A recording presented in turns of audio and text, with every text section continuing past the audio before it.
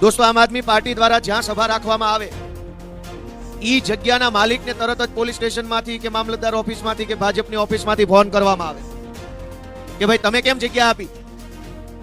दारू वेचनाराने तो कोई पूछतुं नथी भाई के कई जग्यामां बेसीने दारू वेचे छो, कोने पूछीने वेचे छो। बेफाम दारू वेचाय छे, ड्रग्स वेचाय छे, जमीन माफियाओ गमे एनी जमीन पर कब्जा करी ले छे अने तोड़ करी जाय छे, तो कोई पूछवा वाळो गुजरातमां नथी। आम आदमी पार्टीनी सभा करवी होय तो पूछे छे के आने जमीन शुं काम आपी, जग्या शुं काम आपी।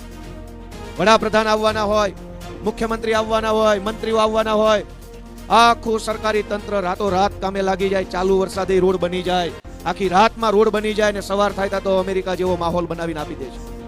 तो सामान्य जनता माटे आटली झड़पथी काम केम न थाय। गुजरातनी सत्तामां बेठेला भाजपना लोको भान भूल्या छे, सत्ताना मदमां आव्या छे એટલે સભાઓ નહીં થવા દેવાની, લોકોને સભામાં નહીં જવા દેવાના, લોકોને ડરાવવાના ધમકાવવાના બધા જ ષડયંત્રો થઈ રહ્યા છે। પણ આવનારી ચૂંટણીમાં કદાવર લોકો અને અહીંયા બેઠેલા સામાન્ય લોકો વચ્ચે લડાઈ થશે ત્યારે મને પૂરી શ્રદ્ધા છે કે આ સામાન્ય લોકોનો ભવ્ય વિજય થવાનો છે અને કદાવર લોકોનો ભવ્ય પરાજય ગુજરાતમાં થવાનો। દોસ્તો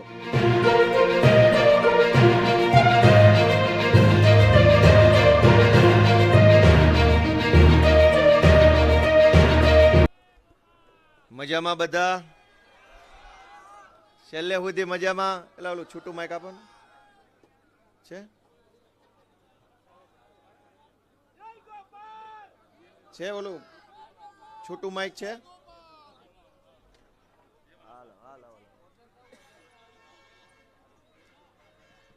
હલો હલો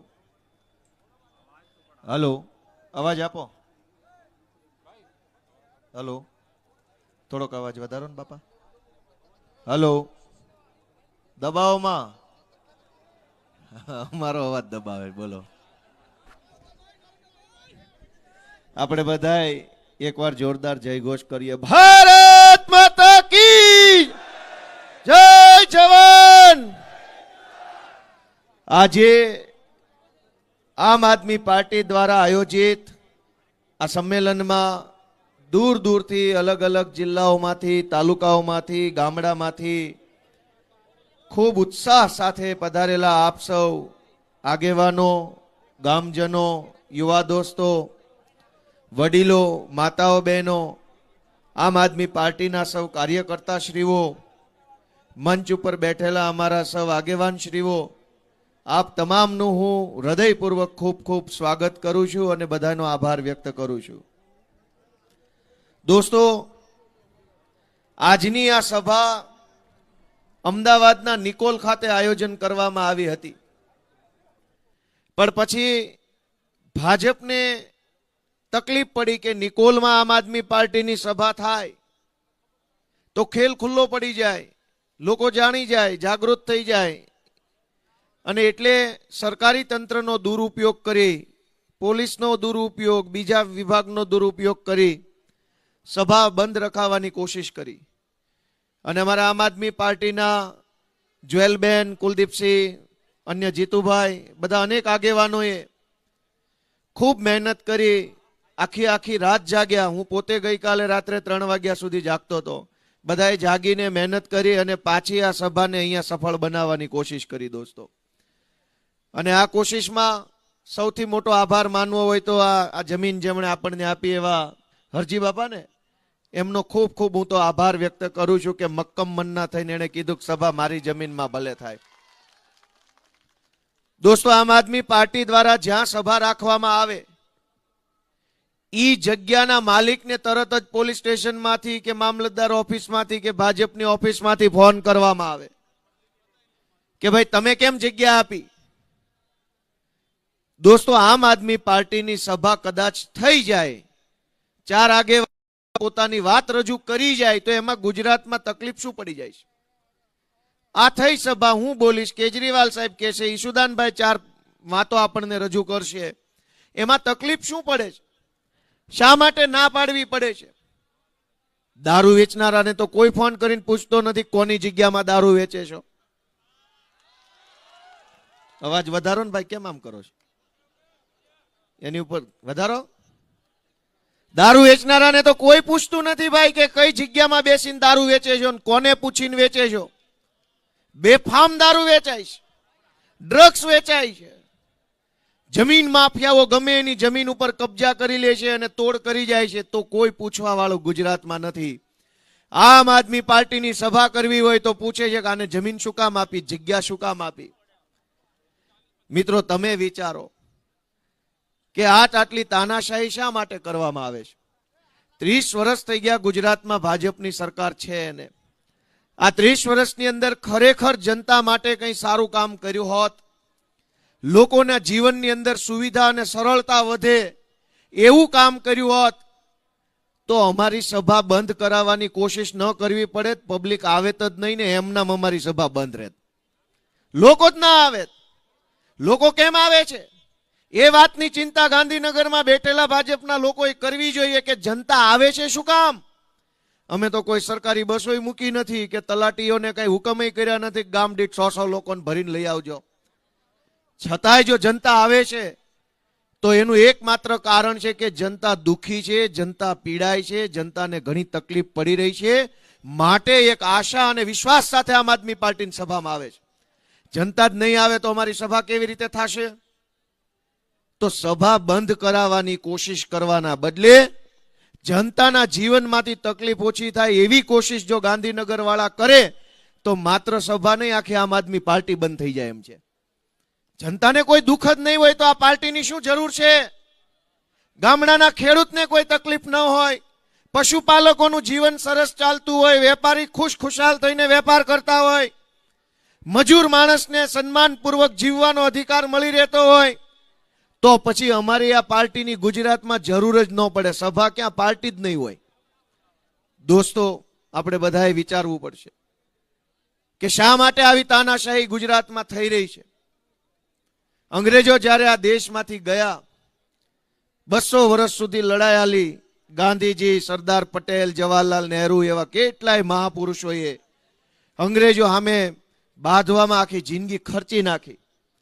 અને એક સમય એવો આવ્યો કે અંગ્રેજોએ આ દેશમાંથી જવું પડ્યું. જાતા જાતા અંગ્રેજો એવું કહેતા ગયા હતા કે તમે જીદ કરી, આટલું બધું લાંબી લડાઈ લડ્યા અને આ સમયનું એવું ચક્ર છે કે હવે તમારા કારણે અમારે જવું પડે છે, પણ તમારા દેશમાં લોકશાહી આવશે ને તો અમારી જેવી સરકાર નહીં આવે, ગુંડા, લુખ્ખા અને લફંગાઓ નેતા બનીને ફરશે. આ તમે ખોટું કરી રહ્યા છો. આવું અંગ્રેજોએ કીધું. ગાંધીજી, સરદાર પટેલે બધા એવું કીધું કે ભાઈ અમે બેઠા છીએ, ક્યાંથી ગુંડા લુખા આવવાના છે, શું વાત કરો, જાઓ નીકળો, હાલો, અમારા બાપનો દેશ છે. અંગ્રેજોના શબ્દો દોસ્તો હાચા ન પડે ને એ જોવાની જવાબદારી દેશમાં જન્મતી દરેક નવી પેઢીની છે. દરેક પેઢીની જવાબદારી છે કે અંગ્રેજોના શબ્દો હાચા ન પડવા જોઈએ. એ આજથી 75 વર્ષ પહેલા કહીને ગયા કે અમે આઝાદ કરીને જાશું તો ગુંડાઓના, લફંગાઓના હાથમાં સરકાર આવી જશે, પછી તમે શું કરશો? ક્યાંક ને ક્યાંક અંગ્રેજોના શબ્દો હાચા પડતા હોય એવું લાગે છે કે નથી લાગતું? કયો છે, લાગે છે કે નથી લાગતું? દોસ્તો, અંગ્રેજોના શબ્દો હાચા પડે ભારત દેશમાં પોહાય કે ન પોહાય? એ વાત આપણને મંજૂર છે કે નહીં? દોસ્તો, આમ આદમી પાર્ટી માટે નહીં, ગોપાલ ઇટાલિયા માટે નહીં, અરવિંદ કેજરીવાલ માટે નહીં, તમારા પોતાના માટે અને ભારત દેશ માટે થઈને આપણે જાગવું જરૂરી છે કે અંગ્રેજો 75 વર્ષ પછી એમ ન કહી જાય, કહેતા હતા ને જો હાથ થવાની હતી. આજ કેવા કેવા માણસોના હાથમાં સરકાર આવી ગઈ, જેને સામાન્ય માણસના જીવનની અંદર કેટલી સમસ્યા છે એની કોઈ ચિંતા સરકારમાં બેઠેલા માણસને નથી. વિસાવદર વિધાનસભાના ખેડૂતોએ મને ધારાસભ્ય બનાવ્યો. હું ગાંધીનગર ગયો, વિધાનસભાના સત્રમાં બેઠો, અનેક નેતાઓને, અધિકારીઓને જોયા પછી ખબર પડી કે ગુજરાતમાં સરકાર જેવું કાંઈ છે નહીં, બધું સર્કસ જ હાલે છે, ચારો તરફ સર્કસ છે. કોઈ નેતાનું કશું જ કાંઈ ઉપજતું નથી. વડોદરાના ભાજપના 5 ધારાસભ્યોએ મુખ્યમંત્રી સાહેબને પત્ર લખ્યો કે અમારું મામલતદાર એ માનતો નથી. 5 ધારાસભ્યો ભાજપના એ પત્ર લખ્યો કે અમારું કોઈ કાંઈ માનતું નથી, અમારું કાંઈ ઉપજતું નથી. આવો લેટર મુખ્યમંત્રીને લખ્યો. મુખ્યમંત્રી સાહેબની હાલત હું જાણું છું, કેમ કે મારે એમને ઘણી વખત મળવાનું થયું. ઈ પોતે આવું કંઈક લખવા માંગે છે, પણ ઈ કોને લખે? ઈ ઈચ્છે છે કે મારે લખવું છે. આ તો ધારાસભ્ય હતા તો મુખ્યમંત્રી સાહેબને લખ્યું. મુખ્યમંત્રી કોને જઈને કહે છે કે અમારું કાંઈ ઉપજતું નથી, બધું અધિકારીશાહી છે.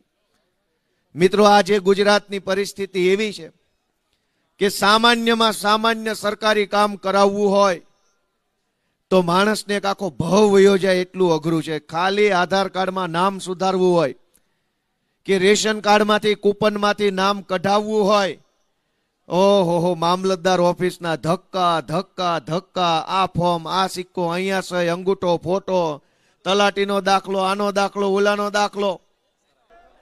દોસ્તો, અરવિંદ કેજરીવાલજી, ભાઈ આને અવાજ વધારો ને, કેમ આમ થાય છે?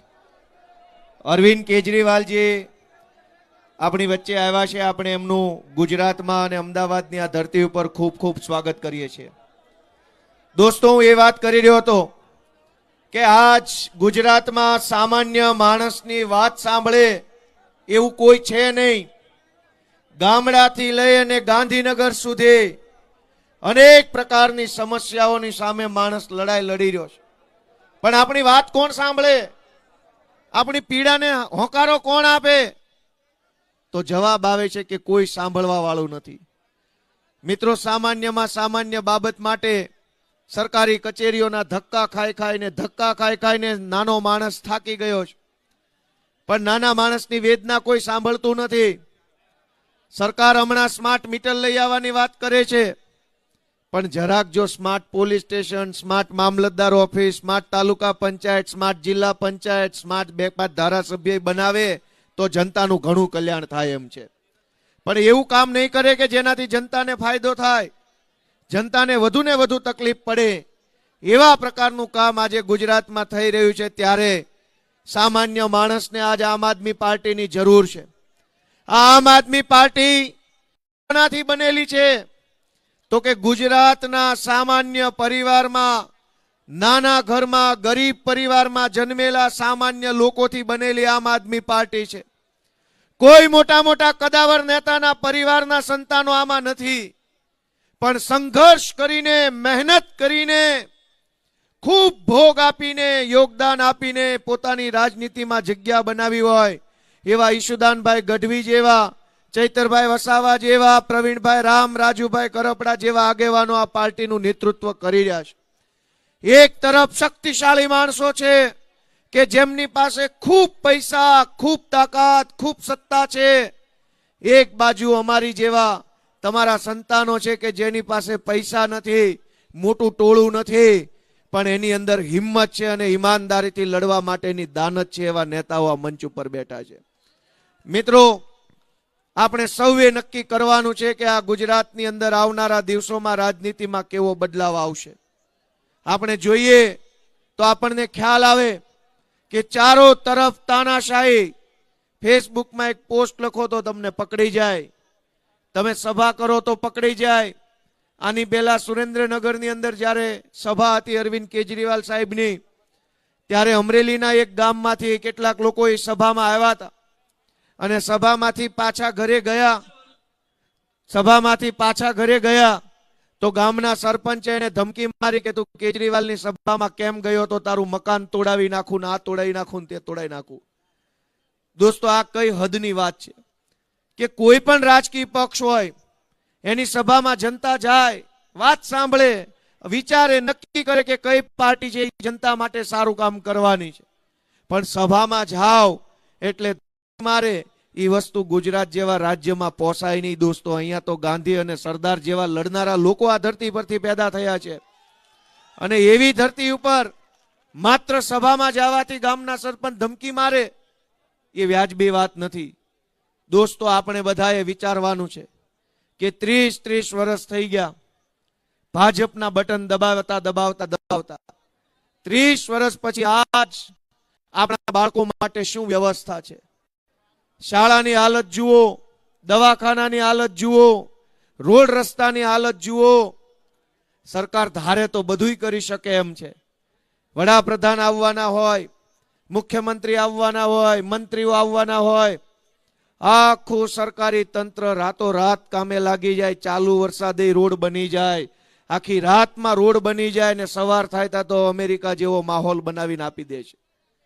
તો સામાન્ય જનતા માટે આટલી ઝડપથી કામ કેમ ન થાય? સરકારના માણસો આવવાના હોય તો બધી જ વ્યવસ્થા થઈ જાય. સામાન્ય જનતા માટે આ કોઈ વ્યવસ્થા કરવામાં આવતી નથી. અને એટલે આપણે બધાએ જાગવાની જરૂર છે, આપણા આત્માને જગાડવાની જરૂર છે. ગુજરાતને બરબાદીથી બચાવી લેવા માટે થઈ આપણે બધાએ મતદાનમાં જાગૃતિ લાવવી પડશે. વિસાવદરના અમારા ખેડૂતોએ ગુજરાતભરનો આત્મા જગાડવાનું કામ કર્યું છે. વિસાવદરની ચૂંટણીમાં ગુજરાતના મુખ્યમંત્રી, ભાજપના પ્રદેશ પ્રમુખ, ગૃહમંત્રી, કૃષિ મંત્રી, પાણી પુરવઠા મંત્રી, વન મંત્રી, બીજા 1 ડઝન જેટલા ધારાસભ્યો, સાંસદ સભ્યો, બુટલેગરો, માફિયાઓ, ગુંડાઓ, પોલીસ તંત્ર, સહકારી તંત્ર, સરકારી તંત્ર, વહીવટી તંત્ર, બધા જ લોકો આખા વિસાવદરની અંદર ચૂંટણી પ્રચારમાં કામે લાગ્યા હતા. પણ એક સામાન્ય માણસે મનથી સંકલ્પ કર્યો કે આ બધાને એની ઠેકાણે પાડી દઈશ, આ બધાને એમની હેસિયત દેખાડી દઈશ. અને જુઓ કે સામાન્ય માણસની તાકાત કેવડી હોય છે કે સામાન્ય માણસ એને ઝાડુનું બટન દબાવ્યું અને ગોપાલ ઇટાલિયાને આખી સરકારની સામે ધારાસભ્ય બનાવવાનું કામ કર્યું. દોસ્તો, આજ આખા ગુજરાતની અંદર વિસાવદર વિધાનસભાની ચૂંટણીની જીતની ચર્ચાઓ હજુય થઈ રહી છે. 4-6 મહિના થવા આવ્યા. 4-6 મહિના પછી પણ હજુ ચર્ચા એ વાતની થઈ રહી છે. શું કામ? ગોપાલભાઈ ધારાસભ્ય બની ગયા એ વાતની ચર્ચા નથી. પણ ઇતિહાસ સાક્ષી છે કે જ્યારે કદાવર માણસોની વચ્ચે લડાઈ થાય અને એમાં સામાન્ય માણસ કદાવર માણસોની સામે જીતી જાય તો સદીઓ સુધી દેશ એને યાદ રાખતો હોય છે. એનો દાખલો રામાયણમાં છે. રાવણ શક્તિશાળી માણસ હતો. એની પાસે સેના, મહેલો, પૈસા બધું જ હતું. અને ભગવાનની પાસે માત્ર સામાન્ય વાનર સેના હતી. એની પાસે શસ્ત્રો નહીં, કઈ દારૂગોળા નહીં, રથ નહીં, કાંઈ નહીં. સામાન્ય માણસોથી સામાન્ય વાનર સેના લઈ અને કદાવર રાવણની સામે ભગવાનનું યુદ્ધ થયું અને સામાન્ય વાનર સેના જીતીને એ વાતની ઉજવણી સદીઓ પછી આજે આ ભારત દેશમાં થઈ રહી છે. જ્યારે જ્યારે લડાઈ કદાવર માણસો અને સામાન્ય માણસોની વચ્ચે થાય ત્યારે ત્યારે આ દેશમાં સામાન્ય માણસની જીત થાય છે અને જીત સદીઓ સુધી આ દેશ ઉજવતો રહે છે. મિત્રો, મને પૂરો વિશ્વાસ છે કે આજ ગુજરાતની સત્તામાં બેઠેલા ભાજપના લોકો ભાન ભૂલ્યા છે. સત્તાના મદમાં આવ્યા છે એટલે સભાઓ નહીં થવા દેવાની, લોકોને સભામાં નહીં જવા દેવાના, લોકોને ડરાવવાના, ધમકાવવાના બધા જ ષડયંત્રો થઈ રહ્યા છે. પણ આવનારી ચૂંટણીમાં કદાવર લોકો અને અહીંયા બેઠેલા સામાન્ય લોકો વચ્ચે લડાઈ થશે ત્યારે મને પૂરી શ્રદ્ધા છે કે આ સામાન્ય લોકોનો ભવ્ય વિજય થવાનો છે અને કદાવર લોકોનો ભવ્ય પરાજય ગુજરાતમાં થવાનો. દોસ્તો, આપ સૌ મિત્રો આટલા ઉત્સાહ સાથે આ કાર્યક્રમમાં જોડાયા એ બદલ હું આપ સૌનો હૃદયપૂર્વક ખૂબ ખૂબ આભાર વ્યક્ત કરું છું. અને ફરી એકવાર આ કાર્યક્રમને નહીં થવા દેવા માટે 1000 પ્રયત્નો કર્યા પછી પણ આ કાર્યક્રમને સફળ બનાવવા માટે અમારી સેન્ટ્રલ ઝોનની ટીમે જે મહેનત કરી છે એ બધાયનો હું હૃદયપૂર્વક ખૂબ ખૂબ આભાર વ્યક્ત કરું છું. અને ફરીવાર આ જમીન જેમણે કાર્યક્રમ કરવા માટે આપી એનો ખરા દિલથી આપણે બધાય આભાર વ્યક્ત કરીએ છીએ. ભારત માતા કી જય.